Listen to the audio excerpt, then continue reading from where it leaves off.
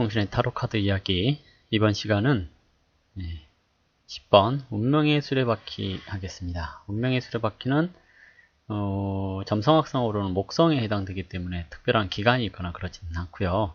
단순히 운명의 수레바퀴 그러면 그 1년을 상징을 하는 경우가 많습니다. 보통은 그 숫자 10이라고 하는 기간에 상응하기도 하지만 기본적으로 1년이라고 하는 기간을 얘기를 하기도 하죠. 운명의 수레바퀴 카드는 단단히 자리에서 이제 두 자리 단위로 올라가는 것을 얘기를 하는데요. 그래서 10번은 새로운 출발을 의미하는 카드입니다. 따라서 그에 합당한 그림이 운명의 수레바퀴라고 하는 겁니다. 왜냐하면 이게 새롭게 시작한다는 것 자체가 이게 돌고 돈다라는 순환을 의미하기 때문에 운명의 수레바퀴가 10번에 배속이 된 거고요.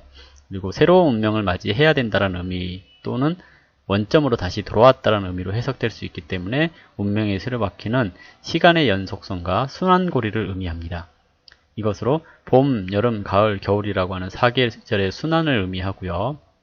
자연스럽게 이어지는 현상이나 거역할 수 없는 운명의 작용이라는 의미로 해석할 수 있기 때문에 어떻게 보면 조금은 무미건조하다거나 변함없다라는 것을 의미할 수 있습니다. 또한 운명은 이미 정해져 있는 흐름이라는 것을 의미할 수도 있기 때문에 쉽게 벗어날 수 없다라고 할 수가 있습니다. 운명의 수레바퀴 카드는 자연의 순환, 특히 태양이 뜨고 지는 것, 그리고 윤회, 죽음과 탄생 등을 모두 의미하고 있고요. 그리고 도박판의 룰렛처럼 우리가 통제할 수 없는 어떠한 사건으로 인해서 희비가 엇갈리는 것을 얘기하고 있습니다. 따라서 운명의 수레바퀴 카드는 우연이나 운명적인 만남, 생각지도 못한 행운 등과 같은 예상 밖의 일들을 의미하는 경우도 있는데요. 모든 우연이나 예상치 못한 것들이 이미 정해진 틀 속에서 움직이는 것이라고 할 수 있기 때문에 운명의 수레바퀴라고 하는 의미로 작용을 하게 되는 겁니다. 0번에서 9번까지 이르는 기간 동안에 자신이 해왔던 모든 행위들이 원인이 되어서 10번의 운명의 수레바퀴가 나타나는 것이기 때문에 생각지도 못한 우연이나 행운이 무엇에서부터 비롯되었는지를 생각을 해보라는 의미로 해석을 할 수 있는 것이고요. 기본적으로 운명의 수레바퀴 카드는 세상의 모든 일을 포함하기 때문에 수많은 상징들이 숨어 있습니다. 그 중에서도 토라라고 하는 글자를 읽는 방법에 따라서 여러 가지 의미가 해석되는데요. 보시면 여기 이게 타로라고도 읽을 수가 있는 거고요. 거꾸로 읽으면 토라라고도 읽을 수 있고 하는 건데요. 이렇게 이거부터 해가지고 이쪽 거 이렇게 읽는 것을 얘기를 합니다. 그래서 토라라고 하는 것과 로아트, 바퀴라고 하는 의미, 그리고 타로라고 읽는, 우리가 흔히 알고 있는 타로라고 하는 의미, 이것을 다 보고 있는 건데요. 라틴어는 이제 말하다라는 의미로도 해석이 되고요. 토라라고 하는 것은 히브리어의 율법이라는 의미로 해석되는 경우도 있습니다. 또한 아토르라고 읽는다면 이집트의 삶의 여신 의미를 가지고 됩니다. 이것을 종합해서 여러 가지 단어로 조합할 수가 있는 건데요. 해석을 하면 삶의 율법을 말하는 바퀴의 타로라고 하는 것을 의미합니다. 그래서 이렇게 많은 조합들을 만들어내는 것이 운명이다라는 건데요. 그냥 단순하게 어떤 일이 이루어진다라고 하는 것이 아니라 여러 가지 행위들이 모이고 모여서 새로운 운명을 만들어냅니다 하는 것을 상징하고 있다라는 겁니다. 그래서 운명의 수레바퀴 카드는 길함과 흉함을 모두 가지고 있으며 이 모든 것이 운명이라는 이름으로 나타난다는 것을 알려주고 있습니다.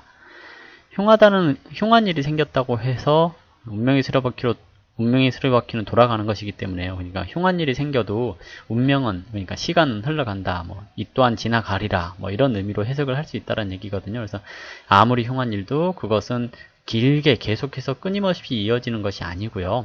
언젠가는 사라진다라는 의미입니다. 그리고 수레바퀴가 돌아가듯이 사라지게 되는 것이고 새롭게 또 새로운 것들이 나타난다라고 하는 것을 얘기를 합니다.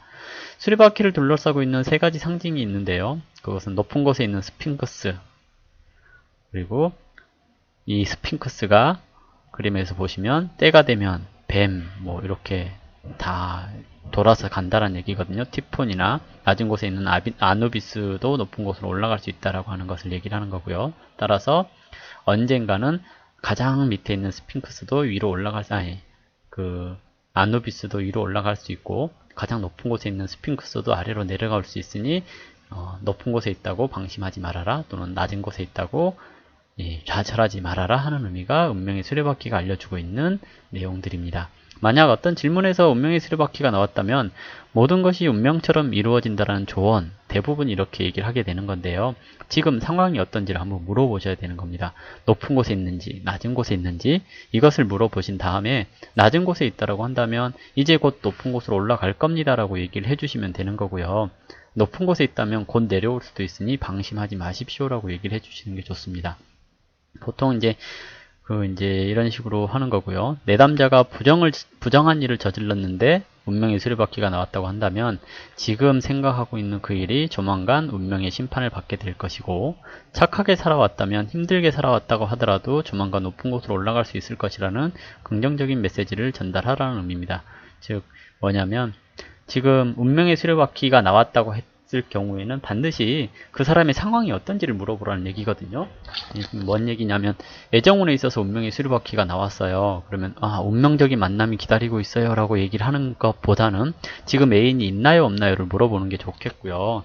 그 애인이 없는 기간이 얼마나 됐는지를 물어보는 것이 좋습니다. 왜냐하면 이 운명의 수레바퀴는 돌고 돈다라는 의미가 있기 때문에 애인이 없다 하더라도 조만간 생깁니다라는 의미이고, 사이가 나빠도 좋아질 수 있습니다라는 의미이기 때문에 현재 너무 좋아요 라고 한다면 조만간 사이가 나빠질 수 있다라는 것을 암시하거든요. 이게 정이든 역이든 대부분이 그런 의미를 가지고 있다는 것을 알고 가셔야 된다는 겁니다. 상징으로는 사자가 있고요, 송아지가 있고 사람이 있고 독수리, 스핑크스, 검, 아누비스, 티폰, 책, 토라 이런 식으로 많이들 있는데요. 하나하나 살펴보자면 사자는 불의 상징이고요. 지팡이를 뜻합니다. 그리고 사자자리, 여름, 마가복음, 힘, 남성성을 얘기하는데 사자 어디 있어요? 네, 여기 있죠. 사자. 이게 사자인데요. 네. 그리고 송아지는 흙, 동전을 의미합니다. 그러니까 4대 원소를 얘기를 하거든요. 사자, 송아지, 사람, 독수리는 4대 원소를 얘기를 합니다. 그래서 송아지는 흙, 동전, 그리고 황소자리, 봄, 누가복음, 의지력, 존엄 그랬는데요. 네, 여기 보시면 여기 있죠? 사자. 황소가 여기 있죠. 자, 다음 사람은 이제 공기에 해당되는 거고요. 칼을 의미합니다. 물병자리에 해당되고 겨울을 상징을 하고요. 마태복음, 그리고 수호자, 심부름꾼 등의 의미가 있습니다. 사람 여기 있네요. 이거 천사인데 사람이라고 했네요. 예, 사람. 그리고 다음은 독수리는 물을 상징을 합니다. 물은 컵을 의미하죠. 정갈자리, 가을, 요한복음, 권력, 영감님 아니에요. 영감입니다. 떠오르는 생각 이런 것을 얘기를 하겠죠. 그리고 다음은 이제 스핑크스, 맨 위에 있는 거죠. 신전의 수호자, 안내자, 균형, 현명함 이것을 상징합니다. 얘가 스핑크스인 건 아시겠죠? 네. 다음은 검은 이제 방어, 지식, 건설적이거나 파괴적인 행위, 용기 등을 뜻하는데 이걸 얘기를 하겠죠. 여기 있는 스핑크스가 들고 있는 것이 검입니다. 이거 모르시는 분은 없을 거예요. 그죠? 다음은 아누비스, 죽음과 부활의 신이라고 되어 있는데요. 얘가 아누비스입니다. 얘가 이상하게 생겼죠. 네, 얘가 죽음과 부활의 신이고요. 티폰은 뱀을 이제 티폰이라고 하는데요. 온갖 바람의 아버지, 어둠, 악의 괴물 이렇게 되어 있는데, 뱀을 이제 기독교적인 상징에서 뱀이 이제 좀 안 좋은 의미로 사용되고 있어서 이렇게 이제 뱀을 악의 상징이라고 얘기를 하는 거거든요. 네, 그리고 책은 누가 들고 있죠? 책은 여기도 있고 여기도 있고 그렇죠. 네, 여기도 있고. 네, 책은 진실을 기록했다, 기억, 토라의 지식, 지혜 등을 상징합니다. 토라라고 하는 단어는 5세기 이제 오경, 창세기, 출애굽기, 레위기, 민수기, 신명기 이렇게 5경을 얘기를 하는 거고요. 위대한 법을 의미합니다. 그리고 비밀의 법률이고요. 바퀴는 우주의 연속성, 그리고 인간의 삶, 그리고 제5원소를 얘기를 합니다. 이게 바퀴예요. 이 부분이. 이게 바퀴입니다. 자, 다음은 이제 구름 그랬는데요. 구름은 성스러움을 뜻합니다. 얘네들이 다 구름이죠. 얘네들이. 자, 그리고 상황에 따른 의미인데요. 운명적인 사건이나 만남, 우연하게 찾아온 기회, 좋은 방향으로의 변화, 이동, 승진, 신분 상승, 반대도 될 수 있어요. 네, 힘들지 않게 얻은 성공, 둥근 물체, 높은 곳에 있었다면 내려와야 한다라는 의미, 그리고 탈선, 순리대로 일이 풀리지 않는다라는 경우도 있습니다. 그리고 갑작스러운 방해를 받는 경우도 있겠고요. 일이 지연된다거나 시험이나 승진이 누락된다, 뭐 생각지 못한 어려움이 생긴다, 결함이 있는 둥근 물체, 뭐 이런 것이 이제 역방향일 경우에 이제 안 좋은 의미들이고요. 예정점에서의 운명의 수레바퀴는 대부분이 이제 운명에 있어서 꼭 만나야 될 사람이라고 얘기를 하는데요. 사람들이 착각을 하는 게 있습니다. 운명의 대상, 운명적인 사랑이라고 얘기를 하는 것은요, 꼭 좋은 인연만 있는 것은 아니거든요. 근데 무조건 이게 내 운명에 있는 사람이기 때문에 좋다라고 착각을 하는 건데요. 사실은 그 안 좋은 인연을 만나봐야 좋은 인연을 만났을 때 좋다라는 걸 알게 되는 거거든요. 따라서 운명적인 만남이라는 것이 꼭 좋은 것만은 아니고요. 안 좋은 사람을 만나게 되는 경우도 많이 있습니다. 따라서 이제 운명의 수레바퀴가 나왔다고 해서 아, 운명적인 사랑입니다. 아주 좋아요 라고 생각을 하신다면 착각이라고 볼 수가 있는 거겠죠. 지금까지 뭐 안 좋은 사람들만 쭉 만나왔다고 한다면 좋은 사람을 만날 수 있는 기회가 제공될 수도 있는 것이 운명의 수레바퀴 카드이기는 합니다.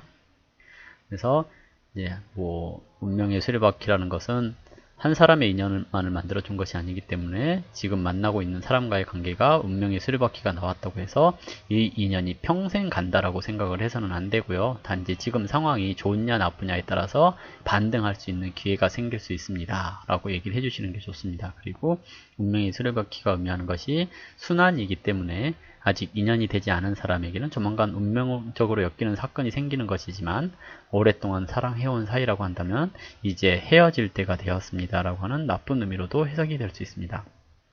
정방향이라고 하는 것은 이제 순환의 고리를 만나게 된 것이다 라고 얘기를 하기 때문에 애인이 없는 사람한테는 아주 좋은 카드라고 얘기를 할 수 있는 거고요. 애인이 있는 사람들이라고 한다면 안 좋게 해석이 될 수도 있습니다. 이게 정방향인데 왜 그러냐라고 한다면 때가 다 되어서 헤어질 때가 되었다라는 의미도 될 수가 있다라는 얘기거든요. 그래서 이 행운이 이제 사라질 수도 있으니 있을 때 잘해라, 노력을 많이 해라 라는 의미로도 해석이 될 수 있고요. 역방향은 잘 진행되고 있던 운명의 수레바퀴가 멈추다라는 의미거든요. 그래서 연애사가 꼬였다라거나 뭔가 이렇게 운명적인 만남이라든지 이런 게 이루어지지 않는다거나 했을 때 운명의 수레바퀴가 역방향으로 나오는 경우들이 많고요. 그리고 사람의 관계에 있어서 진척이 안 된다거나 의도치 않은 방향으로 진행된다거나 했을 때 이제 이런 카드가 나올 수가 있습니다. 재물점에 있어서는 이제 오랫동안 노력해왔던 성과가 곧 나타날 겁니다 라고 얘기를 하시면 될 것 같고요. 그리고 이제 재물이 쌓인다는 의미가 될 수 있는데 이것은 이제 그동안 내가 해왔던 것에 따라서 규모가 커지거나 작아지거나 할 수 있는 겁니다. 이게 이제 보통은 노력을 많이 안 했다 또는 그동안 돈이 많이 있었다라고 한다면 이제 조금씩 나갈 때입니다 라고 얘기를 하는 것일 수도 있거든요. 그래서 지금 나의 상황이 어떠한가 이것을 잘 살펴보셔야 될 것 같고요.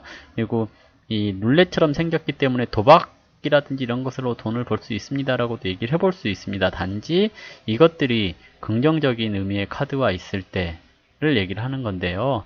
일단은 도박으로 돈을 많이 잃었다라고 한다면 이제 딸 때가 됐어요, 벌 때가 됐어요 라고 얘기를 하는 거거든요. 근데 이것도 상황 다 보고 나서 얘기를 하셔야 되는 겁니다. 긍정적인 의미나 정방향의 카드가 같이 있을 경우에 돈을 벌고 싶다면 정점에 이르거나 가격이 올라가고 있을 때 투자하지 말고 낮은 곳에 있을 때 투자해라 라는 의미이고요. 내가 돈을 많이 못 벌었다면 곧 벌 거예요 라고 얘기를 하는데, 기간을 얘기를 하자면 아까 얘기했듯이 1년 이상을 얘기를 하기 때문에 1년 이상 계획해왔던 일들이 이제야 드러납니다 라고 얘기를 할 수도 있는 거고, 앞으로 1년 정도 기다리셔야 됩니다 라고 얘기하셔도 되는 겁니다. 역방향으로 나왔을 경우에는 이제 자금 회전이 원활하지 않습니다 라고 얘기를 하기 때문에 돈이 잘 벌리지 않아요 라고 얘기를 하는 것이고요. 그리고 정체되어 있습니다, 투자하지 마세요 라고 얘기를 하시면 되는 겁니다.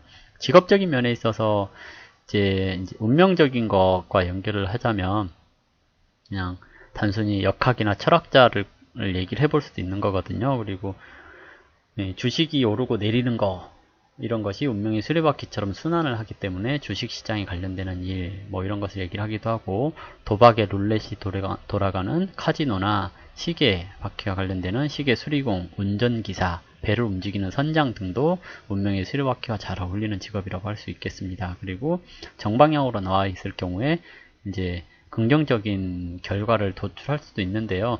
운명의 수레바퀴는 정역에 상관없이 좀 중성적인 의미가 좀 강하거든요. 그래서 꼭 운명의 수레바퀴가 정방향으로 나왔다고 해서 다 좋다라고 얘기를 하진 않고, 항상 염두해 두어야 할 것은 내가 지금 있는 현 위치가 어떠한가, 올라가고 있는 상황이고 아직 정점을 못 찍었다라고 한다면 곧 정점을 찍을 겁니다 라고 얘기를 하는 것이고, 정점을 찍었다고 한다면 곧 내려올 겁니다 라고 얘기를 해주셔야 되는 게 운명의 수레바퀴입니다. 그래서 무조건 좋다라고 생각을 해주시는 것은 좀 잘못된 생각이니까요. 이제 운명의 수레바퀴는 한 번쯤 더 생각을 해보실 필요가 있습니다. 역방향은 중단되었다라는 의미로 가장 많이 쓰이고요. 궤도 이탈 뭐 이런 것으로 많이 쓰이기 때문에 직업적인 부분 뭐 이런 것에 있어서는 일이 잘 막힙니다. 뜻대로 잘 되지 않습니다. 뭔가 지금까지 하고 있던 것 위에 다른 것을 하게 됩니다 라고 얘기를 해주시는 것이 좋습니다. 이직이나 이사 이런 것에 있어서 운명의 수레바퀴는 순조롭게 잘 흘러갑니다 라고 하는 의미가 있고요. 그리고 운명적인 사건이 생긴다거나 생각지 못한 행운이 생겨나서 이직이나 이사를 할 수 있습니다 라고 얘기를 하는 건데요. 정방향일 경우에는 이제 좀 서두르지 말고 가만히 있어도 자연스럽게 옮겨질 수 있을 겁니다 라고 얘기를 하시면 됩니다. 그리고 역방향일 경우에는 생각하고 있던 일이 지연된다거나 뜻대로 잘 되지 않습니다. 지금까지 노력이 헛수고가 될 수 있으니까 서두르지 마세요 정도로 얘기를 해주시면 되겠고요. 학업점에 있어서 운명의 수레바퀴 역시 공부와 관련돼 있어서는 운명의 수레바퀴가 긍정적으로 작용하기도 하는데요. 순환을 의미하기 때문에 이게 항상 그 컨디션이 고르지 못할 수 있습니다라고도 얘기를 할 수도 있습니다. 다만 이제 성적이 안 올라서 열심히 노력했다라고 한다면 좋은 성적이 날 겁니다라고 얘기를 하는 거거든요. 근데 노력하지 않았다고 한다면 좋은 결과가 안 나타나는 것이기 때문에 노력했다라는 전제 하에서 좋은 성적을 가질 수 있습니다는 것이 운명의 수레바퀴인데요. 정방향일 경우에 순조롭게 일이 진행됩니다. 공부가 순조롭게 잘 됩니다.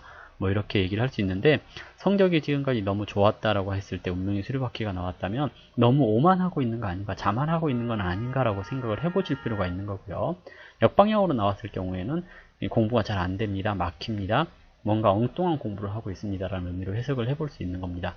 건강점에 있어서는 순환기 계통 쪽의 질병을 가장 많이 생각을 해 보셔야 될 것 같고요. 그러니까 혈액 관련되는 또는 순환기 관련되는 이런 쪽을 생각을 하시고, 무릎이나 관절에 관련되는 질병들을 생각을 해볼 수가 있을 겁니다. 그리고 생활 리듬이 무너질 때 질병이 생깁니다 라고 얘기를 할 수가 있는 건데요. 정방향일 경우에는 이게 순조롭게 잘 흘러가고 있기 때문에 건강이 크게 나쁘다거나 그러지는 않습니다 라고 얘기를 하는 거고요. 역방향일 경우에 이제 순환기 계통 쪽이 막혔습니다, 뜻대로 잘 되지 않습니다, 이런 것을 얘기를 하기 때문에 이런 부분, 탈골이 된다거나 혈관이 막힌다거나 이럴 수 있다 라고 한번 생각을 해 보셔야 되는 거고요. 소화기 계통 쪽이라든지 이런 쪽에 장애가 생길 수 있으니 주의하셔야 됩니다 라고 얘기를 해 주셔야 됩니다. 그리고 장소적인 의미에 있어서 운명의 수레바퀴 카드는 회전이 잘 되는 장소와 흐름이 잘 이루어지는 장소를 의미하기 때문에 시계탑, 로타리, 교차로, 사거리, 시계방이 있는 곳, 동서남북이 표시되어 있는 곳, 이렇게 얘기를 하거든요. 그래서 회전목마가 있다든지 또는 뭔가 돌아가는 뭔가가 있다든지 하는 장소를 얘기를 하는 거고요.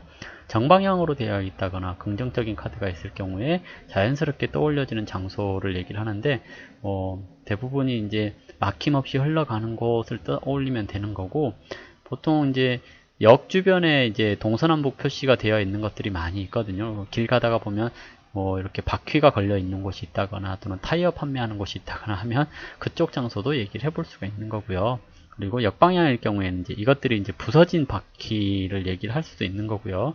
그리고 그 내리막길이라든지 불안정해 보이는 장소, 순환이 잘 되지 않고 정체되어 있는 부분, 이런 쪽을 얘기를 해볼 수가 있는 겁니다. 그래서 운명의 수레바퀴는 이런 의미가 있다 정도로 생각을 하시면 되고요.